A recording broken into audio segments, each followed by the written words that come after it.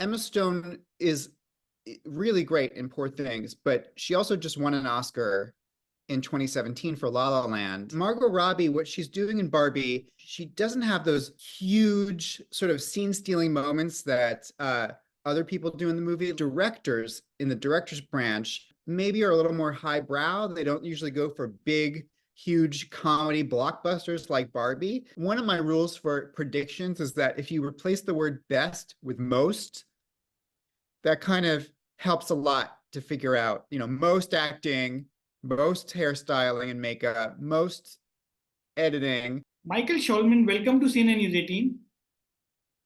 Hi, good to see you. Thank you, Michael. Looking forward to talk to you, and we'll be talking about your Oscar predictions for this year's Academy Awards. And your book, that's Oscar Wars, which is a very interesting read, a deeply researched history of the Academy Awards, in which you explore 9 decades of Oscar-related tough battle. It also talks about the people who shaped the Oscars and put spotlight on the Academy's incredible knack for being wrong, which I think a lot of people can relate looking at this year's Oscar nomination. I'm talking about the snubs, the big snub for Greta Gerwig and Barbie's lead actress Margot Robbie. What could be the reason for Academy to overlook the contribution of film central voices this year, Michael? Oh, I think those two snubs are really interesting the closer you look at them. First of all, Barbie got 8 nominations, which is a lot. So, and both of those women got nominated in other categories. Margot Robbie's nominated as a producer in Best Picture, and Greta Gerwig's nominated as one of the writers in screenplay. So it's not like the Academy said, no, no, no, we hate Barbie. They like Barbie. So why did they not get in those two categories? Well, the directing category is a really tough one because there are 10 Best Picture nominees and 5 Best Director nominees. So do the math. Half of those Best Pictures of the year are not going to have nominated directors, at least. And I do think that it's a category that's been more difficult for women historically, so you can't count that out. But I also think that the director's branch, remember, each branch nominates in their own category. And I think the directors in the director's branch maybe are a little more highbrow. They don't usually go for big, huge comedy blockbusters like Barbie. If you look at who was nominated, you have Justine Triet of Anatomy of a Fall, Jonathan Glazer of Zone of Interest. Those are non-American, sort of tough-minded movies. Yes. And I think there's a taste factor and maybe even a little bit of a snob factor about Barbie. And then in Best Actress, you can't blame that on gender because they're all women. So I think it's certainly interesting, but it kind of makes sense to me. There are a lot of really great performances in Best Actress.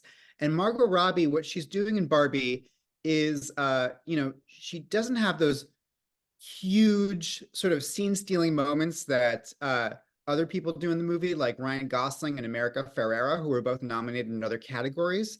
It's a little bit of a less showy performance, and it's also a comic performance, which again is harder. Comedies just don't do as well as the Oscars. So I think there are a lot of factors involved, but it is a weird sort of result when you think, okay, who directed and starred in this movie? These two were the driving creative forces of Barbie, the biggest hit of the year. And yet in those categories, the nominations didn't match up to the achievement. Let's start with the predictions. Let's go first with the Best Actor category. Whom do you think will be the front runner or likely to win? Will it be Cillian Murphy for his performance as J. Robert Oppenheimer in Oppenheimer, or will it be Paul Giamatti as a cranky history teacher in The Holdover? According to you, who will win the Best Actor Oscar and who should win? If I had to place a bet, I think I would bet on Cillian Murphy at this point, just because Oppenheimer seems to have a lot of momentum behind it in a lot of categories. And he is the face of this movie that is beloved. And I think if anyone can beat him, it's Paul Giamatti. Um, but I just don't know. It's hard to. I just don't think that's going to happen at the end of the day. As much as people love the holdovers, including me, and love Paul Giamatti, and want to see Paul Giamatti embraced and recognized, I just think that the Oppenheimer uh, enthusiasm is really going to sweep him up. Sure, sure. So let's talk about the Best Actress Oscar. Whom do you think will win in this category? And again, who should win? Is it going to be Emma Stone and why? Or there could be Annette Bening for Ride, Lily Gladstone for Killer of the Flower of the Moon, Sandra Hüller for Anatomy of a Scene, Carrie Mulligan for Maestro, and a lot of people are putting their money and their bet on Poor Things. Whom do you think will win? Okay, I think it's the conventional wisdom is it's either Lily Gladstone or Emma Stone. I think that's probably right. And if I had to put money on it, uh, I guess I would bet on Lily Gladstone. I think people are excited about her winning. People are very enthusiastic about her as a talent who's sort of new to a lot of people. Emma Stone is really great in Poor Things, but she also just won an Oscar in 2017 for La La Land. I keep thinking that maybe Sandra Hüller will be the surprise upset just because people do love Anatomy of the Fall and of a Fall and are so anyone who sees it, which a lot of people is just in awe of her. And she's also in Zone of Interest and really great in that too. Um, so I don't know. I'm sort of hoping that there's some surprise. I love surprises. I don't like when things are too predictable at the Oscars. So I don't know. I think it would be really exciting if Sandra Hüller somehow won. It would obviously be really exciting if Lily Gladstone won. And then, Emma Stone, she could pull it off, but I feel like it would be a little bit of a downer, like she's such an established Hollywood talent. And I think there's an excitement when someone essentially new to the Oscar scene comes along. So let's move on to the next category, that's Best Supporting Actor. This year, there's some big names here too, starting with Robert De Niro for Killer of the Flower of the Moon, Robert Downey Jr. for Oppenheimer, Ryan Gosling for Barbie, Mark Ruffalo for Poor Things, and Sterling K. Brown for American Fiction. Whom do you see taking home Oscar trophy, and whom should win, according to you, in this category? Well, this one is easy. It's going to be Robert Downey Jr. Definitely. I think as soon as I saw him win the Golden Globe and give that incredibly charming speech, it just was a reminder that this is someone who has made a lot of people in Hollywood a lot of money, first of all, through being Iron Man. He has been around forever, since the 80s. And he's so charming and so funny and such an insider. And he's also had this incredible arc of having serious drug problems, having a real sort of a real sort of downswing, and then coming back with Iron Man, and then not only carrying this incredibly successful franchise and launching it really through his force of personality, but then using that to do this kind of complicated, not quite likable character in Oppenheimer. And I think it's the whole package for a category like Best Supporting Actor. Sure. And let's move on then to Best Supporting Actress category. Who do you see winning Academy Award in this category? The nominees are Emily Blunt for Oppenheimer, Daniel Brooks for The Color Purple, America Ferrera for Barbie, Jodie Foster for Ride, and Dwayne Joy Randolph for The Holdovers. I think that's another easy one, which is Divine Joy Randolph for The Holdovers. She's been winning pretty much everything so far. And I think that people really, really love The Holdovers, but it's one of those situations where this is probably going to be the way that the Academy gives an Oscar to The Holdovers. Kind of like a few years ago with Marriage Story, where Laura Dern won Best Supporting Actress. People want to give the movie something, and this is sort of the way to do it, the best way to do it. It's a great performance. It's absolutely wonderful.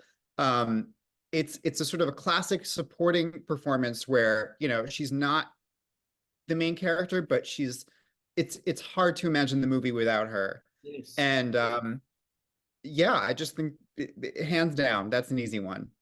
And I loved her performance and the line she says in the film to Angus Tully. She says, that's played by Dominic Sessa. She says, you can't even have a full dream. Yeah, I think it's a really beautiful character that she just absolutely nailed. And people are excited to give her the Oscar, and they're excited to have a way to give the holdovers an Oscar. The only other one I really think it has a chance for is Paul Giamatti, as we discussed, but it's a much tougher category. Let's talk about then the best picture race. There are 10 nominations in this category, and surprisingly, there's Anatomy of a Fall, Barbie, The Holdover, Killers of the Flower of the Moon, Maestro, Oppenheimer, Past Lives, Poor Things, and The Zone of Interest. And surprisingly, in this category, there is Past Life, which is an Korean American film. Then there's Anatomy of a Fall, which is mostly in French. Plus there is Zone of Interest, which is also nominated in the Best International category. Do you think that it's going to be Oppenheimer winning the Best Picture award here? Yeah, I mean, I do think it's going to be Oppenheimer. It's hard to imagine what else it would be. I think there's always the possibility that something really unexpected would happen. And again, I root for that because I love surprises.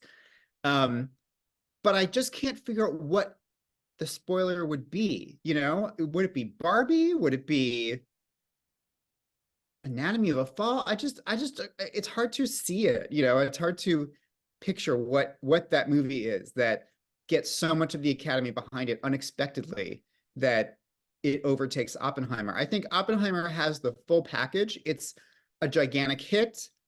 It's an artistic triumph. It's a technical triumph. It's a big movie that's about something important.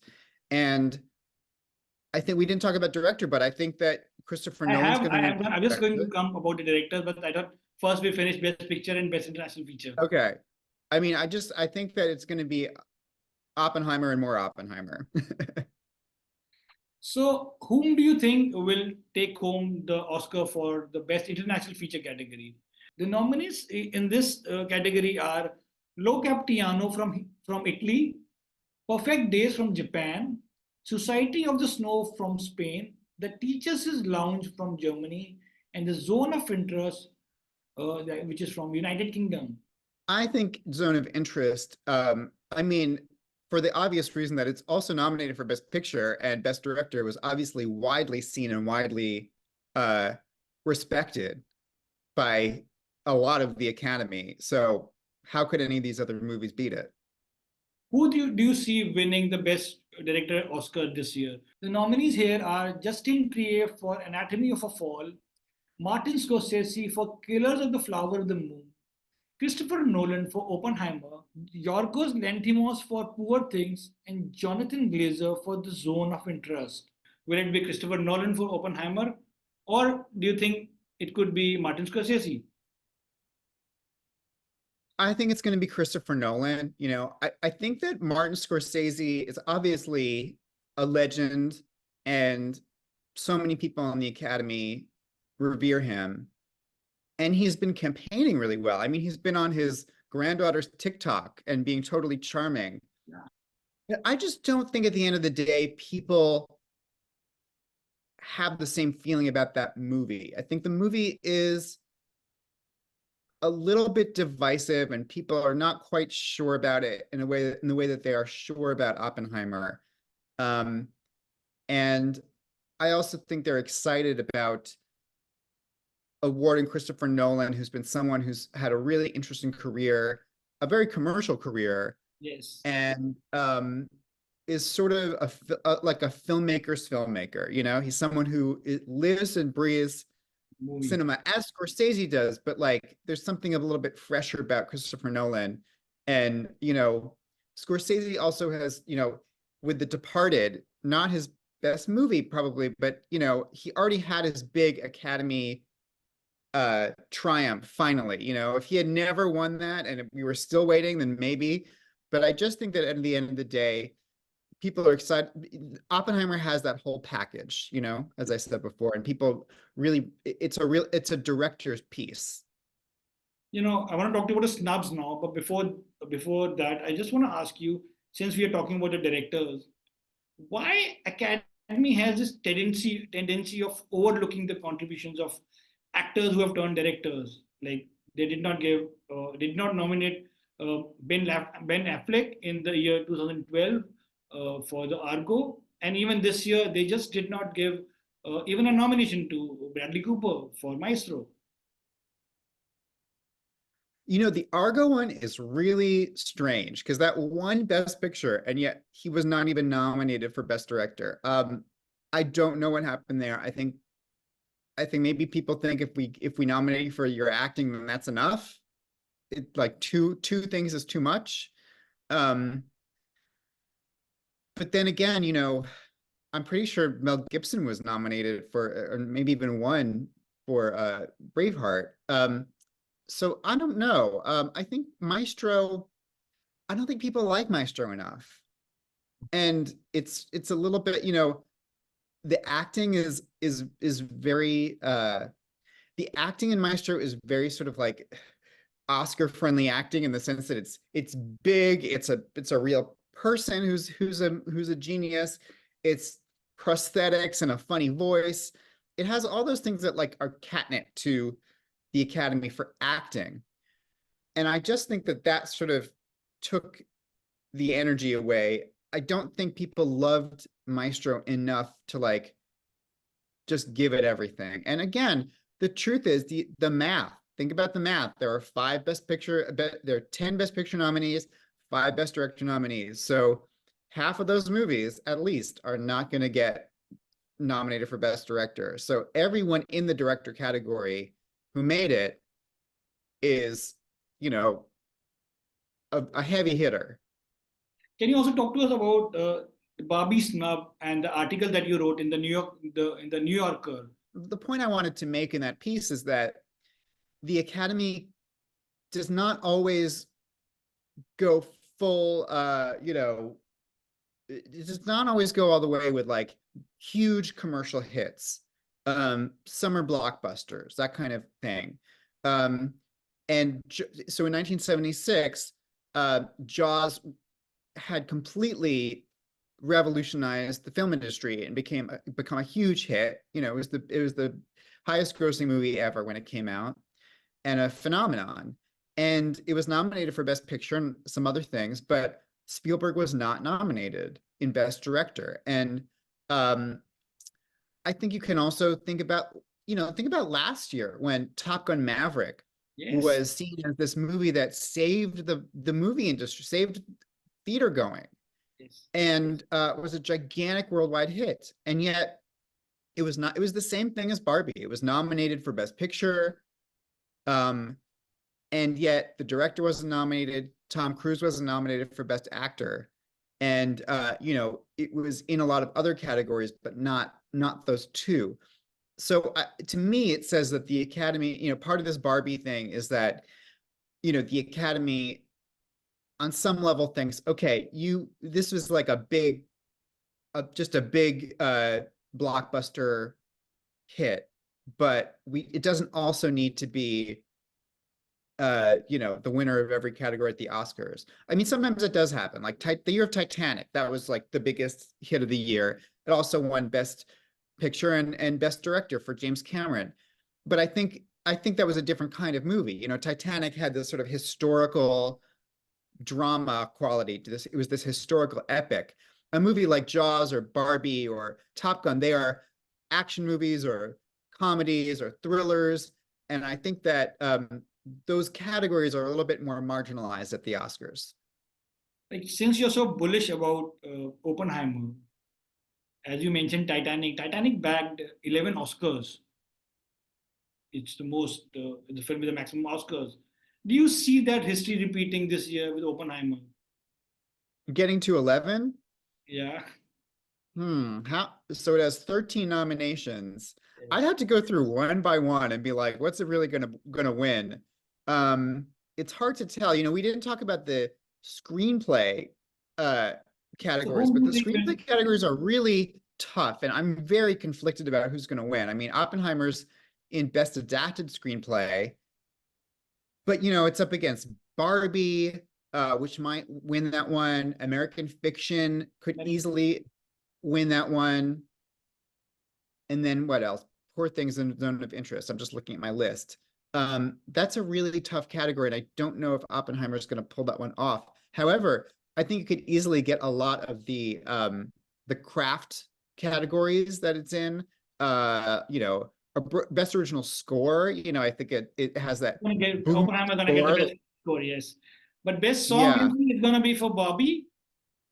best song I think is going to be that Billie Eilish song from Barbie. What am I made for? So Oppenheimer's not in that category, but like things like production design and sound. I mean, I just cinematography. I feel like it's very possible that it could just Sweep. get them all. Well, hairstyling and makeup is I'm not so sure about. Costume design, I don't know. You know, editing, I could see it winning that. I'm just like looking at all this stuff.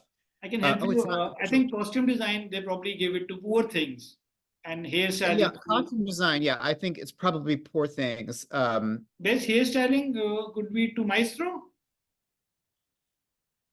It could be, yeah. I think it very easily could be. I mean, one of my rules for predictions is that if you replace the word best with most, that kind of helps a lot to figure out, you know, most acting, most hairstyling and makeup, most editing, most costume design. That's usually a way to predict what's going to win. You know, that's why I don't think that, you know, the Zone of Interest is going to win best adapted screenplay because there's not a lot of talking in it. You need most writing, you know? Then is the best picture is really the best picture, or often it is the best campaign that makes a film win? That's a good question. You know, I think that campaigns are extremely important, but they're not everything. People do have to like the movie. You can't make people like a movie that they don't like. When you talk to campaign strategists for awards season, what they always say is the biggest hurdle is just getting people to watch the movie, getting people to pay attention. I think that's much more important for the nominations. At this point, you know, everyone has seen these Best Picture nominees, like the Academy has seen them, and